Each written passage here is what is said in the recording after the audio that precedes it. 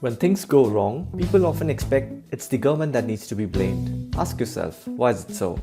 Today we're going to know why things are a bit messy in India. You see, India's population is growing day by day, with the present count that makes it second largest populated country in the world. Not just population, the supreme law of the land, the Indian constitution, is lengthy as well, and the reason being it was just more suited to its society. But the question is, how many actually know what's written in the constitution?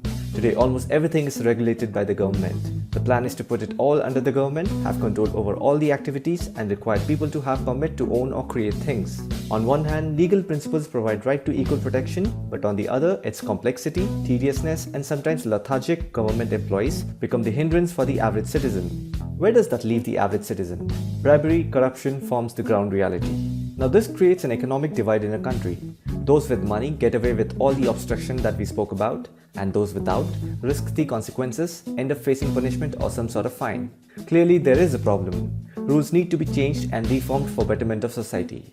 But to change a rule, you'll need to travel to the local minister's office, convince them that the rule needs to be changed, carry that to another level of government where a bunch of other ministers would have a debate and speak their consents, carry that to another level of government where a bunch of other ministers would again have a debate and speak their consents. If all of this is successful, they will have to communicate the change to the millions of people of the country. This is way too much work to change a rule. There is so much inefficiency in the entire process. It is not that the government is incompetent or evil, it's just the implementation of the plan is expensive and there always be certain section of the society unhappy. The further away you look at someone or something from, the more you'll overlook what they really want. The policymaker thinks they are inherently sensible and the ones on the other side of the line are inherently incompetent. They are forced to work from theories, models and assumptions. Models and theories are nice because they explain different situations all around the world.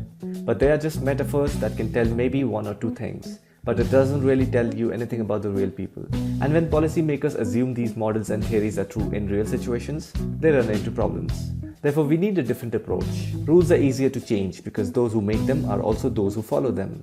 If they meet experts of respective groups and institutions and take their inputs, it will be a lot efficient and rules are going to be made in a fair way. It's not that the government shouldn't have any role to play, it's just ultimately administration over all the resources in a country shouldn't be discussed in a boardroom by legislatures. Government needs to be receptive to those who are in the field.